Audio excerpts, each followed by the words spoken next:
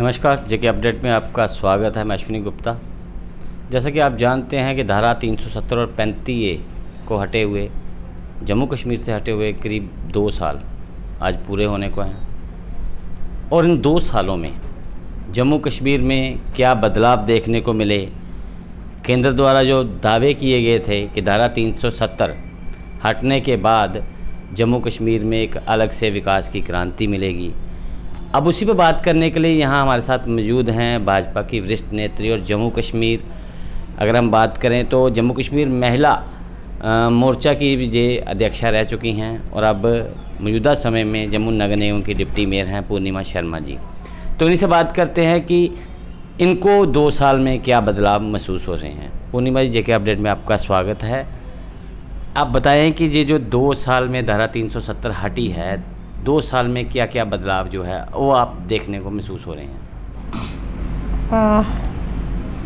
अब मीडिया बंधुओं के माध्यम से मैं इस ऐतिहासिक दिन जो 5 अगस्त 2019 को एक बहुत ही अच्छा कदम जो हमारे गृह मंत्री के माध्यम से ये घोषणा हुई थी कि धारा 370 और 35A का विस्फोटक जो हमारे ऊपर लगाया गया था लांछन, उसको तोड़ा गया।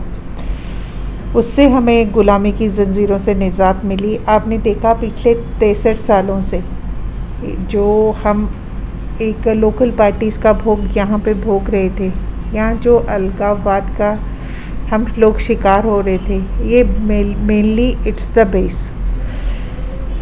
जम्मू कश्मीर का पूरा एकीकरण पूरे भारतवर्ष के साथ हुआ। पहले तो इसके लिए सबको बधाई कि हम एक भारत का एक अखंड हिस्सा बने। पहले भी थे, आज भी हैं। हमारे जो वंचित थे, चाहे हमारी बेटियां रही हैं या हमारे वेस्ट पाक रिफ्यूजीज़ रहे हैं, उनको अपने अधिकारों का मिलना अपने आप में ही बहुत ही महत्वपूर्ण कदम था। हमारे यहाँ देखा होगा कि जम्मू कश्मीर में डिफरेंट कम्युनिटीज़ यहाँ पे रहती हैं। हमारा गोरखा समाज, वाल्मीकि समाज, ऐसे कई ऐसे समाज थे जिनको इस धारा 370 और 35 धारा 370 के कारण यहाँ पे कोई भी उनको राइट यहाँ पे नहीं था। अब वेस्ट पाकिस्तान रिफ्यूजीज़ की ही बात करो, उनको नागरिकता का जो अधिकार आज मिला, कब से वो वहाँ से आए थे पाकिस्तान से, लेकिन आज उनको ये सही पूर्ण रूप से यहाँ का व्यक्ति होने का जो अधिकार मिला है।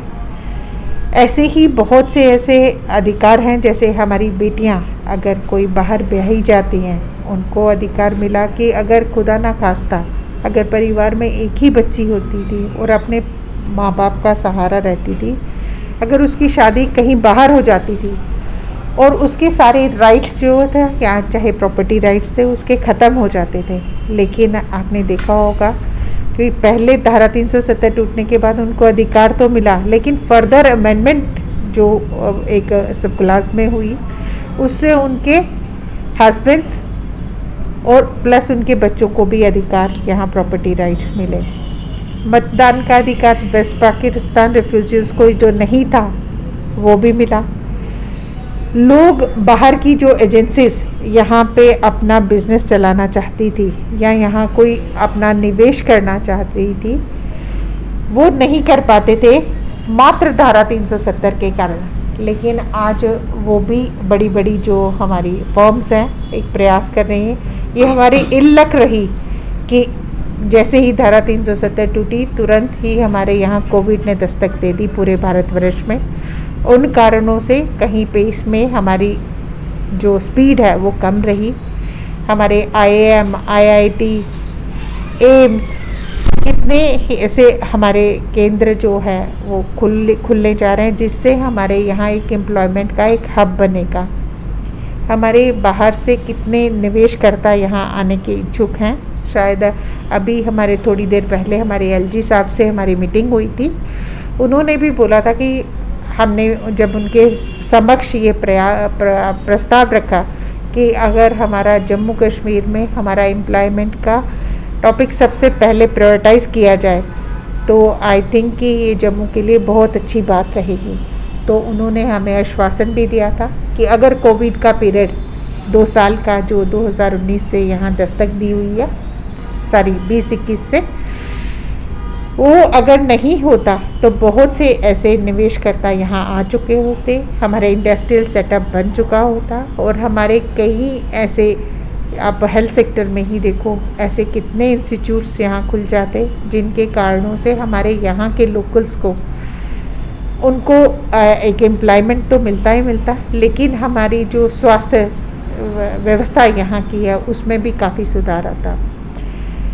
हमारा सबसे बड़ा ब्लॉट एक संविधान का, एक निशान का, एक प्रधान का, वो अपने आप में ही सॉल्व हो चुका जब धारा 370 हमारे बीच में से हटी।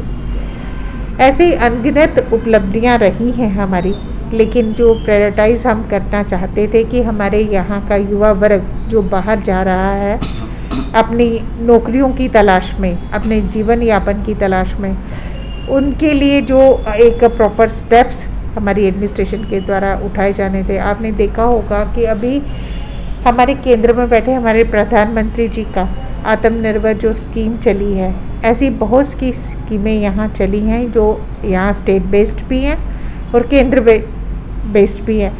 उनके माध्यम से एम्प्लॉयमेंट को भी बढ़ावा देना एक हमारे एडमिनिस्ट्रेशन की प्रायोरिटी रही है। आपने देखा होगा कि मैं चाहे स्किल्स के ही कमेटी की हेड हूँ, लेकिन उसके माध्यम से भी हमारा ICICI बैंक के माध्यम से हमारा 85 to 90% अगर कोई स्किल करता वहाँ से ट्रेंड होता है तो उनकी एब्जॉर्प्शन का जो बेस है वो उसी केंद्र के माध्यम से हो जाएगा।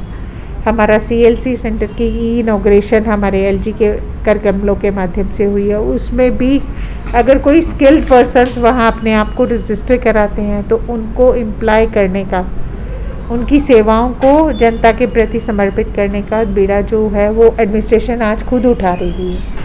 ऐसे बहुत सी जो समस्याएं हमारे 370 के कारण थी उसमें बहुत बदलाव आया है। वेलकम एक स्टेप है हमारा एडमिनिस्ट्रेशन का। हमारी जो सरकारें जो जम्मू को एक विकसित प्रदेश बनाने का, केंद्र शासित प्रदेश बनाने का जो जिम्मा उन्होंने उठाया उसके प्रति वो प्रयासरत हैं। आने वाले दिनों में आप देखेंगे कि हमारा युवा जो यहाँ से बाहर क्रीप कर रहा है उसको क्रीप करने की ज़रूरत नहीं पड़ेगी। मैम जी, जैसा आपने कहा कि बहुत सी योजनाएं जो युवाओं के लिए लाई गई हैं और उस पर काम भी हो रहा है, लेकिन बहुत बार देखा गया है कि कई लोन की योजनाएं जो हैं स्वयं रोजगार के लिए सरकार द्वारा घोषित तो की गई, लेकिन ज़मीन पर अगर बैंकों की बात करें तो बैंक उसे पूरी तरह से डिनाइल कर देते हैं, जहाँ कि उन्हें टाला जाता है। ऐसा एक भी मामला आज तक हमारी नज़र में नहीं आया है कि वो पास हुए हो, उनको लोन मिला हो। आखिर इस पर क्या कोई वाच किया जा रहा है? क्योंकि बीते 2 वर्ष में जब से धारा 370 हटी है, हर एक को उम्मीद थी कि रोज़गार की जहाँ काफ़ी रास्ते खुल जाएंगे, रोज़गार लोगों को मिलेगा, बेरोज़गारी कम होगी, लेकिन स्वयं रोज़गार को लेकर अगर हम बात करें तो उसमें भी बैंक सबसे बड़ा रोड़ा बन रहे हैं। तो क्या इस पर कोई वाच कर रहा है? ओबियसली आपकी ये सुझाव से मैं सहमत भी हूँ, लेकिन ये जो हमारी कंसिडरेशन में ऐसे मामले आते हैं, हमने अपनी यहाँ महिला जो एंटरप्रेन्योर हैं उनको बनाने की एक कोशिश मुहिम स्टार्ट की हुई है। ग्राउंड लेवल से आपको बताती हूँ तो हमारे सेल्फ हेल्प ग्रुप, हमारे जो कंसर्न्ड हमारे यूडा सेक्शंस हैं उसके माध्यम से चल रहे हैं। आप उससे ऊपर आएंगे तो 2 लाख की जो लोन की व्यवस्था हमारी महिलाओं को घर में ही स्वयं रोजगार के माध्यम के तहत जो मिलता है, हमने शायद अनगिनत महिलाओं को वो लोन की व्यवस्था करवा के दी है। चाहे संगठन भारतीय जनता पार्टी हो या हमारी एडमिनिस्ट्रेशन, हमारी सरकार केंद्र में, हमारी केंद्र शासित प्रदेश है अभी हमारा, केंद्र में हमारी सरकार भारतीय जनता पार्टी की है, कि एक बहुत ही एक नज़र गाड़े हुए है कि ज़रूरतमंद हद तक और हमारे युवा वर्ग को कैसे अपने जीवन यापन के साधन वो प्रोवाइड करवा पाए, ऐसी व्यवस्था उनकी मैंने पहले भी आपके साथ शेयर किया अपने वक्तव्य के माध्यम से कि वो पहले ही इन स्टेप्स के ऊपर कार्यरत है।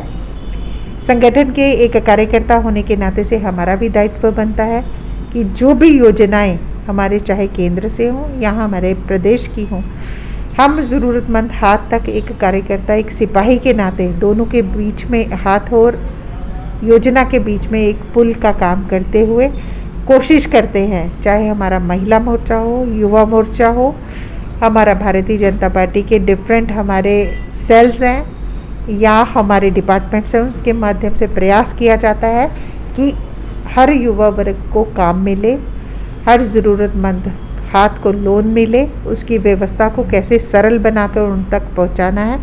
हमारे सिपाही तत्पर रहते हैं। तो ये थे पूर्णिमा शर्मा जी, जिन्होंने बताया कि धारा 370 और 35 जाने के बाद जम्मू कश्मीर के लोगों को क्या क्या बेनिफिट हुए, लेकिन ये उतनी रफ्तार क्यों नहीं पकड़ पाया, जिसके पीछे सबसे बड़ा कारण रहा कोविड-19, क्योंकि बीते साल भी जम्मू कश्मीर में काफ़ी कहर मचा चुका और इस बार भी जम्मू कश्मीर में काफ़ी तबाही की कोविड-19 ने, जिस वजह से सभी विकास योजनाएँ जो है ठप पड़ गई। कहीं ना कहीं धारा 370 हटने के बाद लोगों को जो उम्मीद थी कि एक अलग से बूस्ट देखने को मिलेगा, वो उस प्रकार से नहीं हो पाया। लेकिन इन पूर्णिमा जी का कहना है कि सरकार अपनी तरफ से पूरी प्रयासरत है और आने वाले दिनों में जल्द ही लोगों को वो सब देखने को मिलेगा जो कि केंद्र सरकार ने वादा किया है। मैं अश्विनी गुप्ता, जेके अपडेट से, धन्यवाद।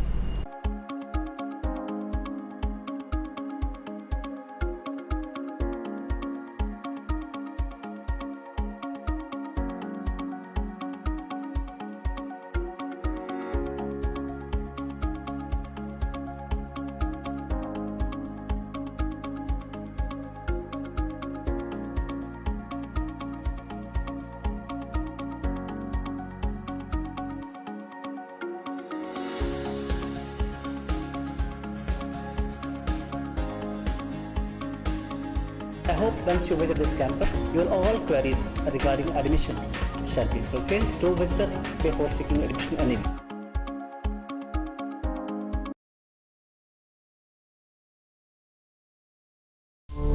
जेके अपडेट रहे हमारे साथ। अगर आप ये वीडियो YouTube पर देख रहे हैं तो हमारे YouTube चैनल को सब्सक्राइब करें और बेल आइकन को क्लिक करें। अगर आप ये वीडियो Facebook पर देख रहे हैं तो हमारा Facebook पेज लाइक जरूर करें। For advertisement, please contact 705-109-1811.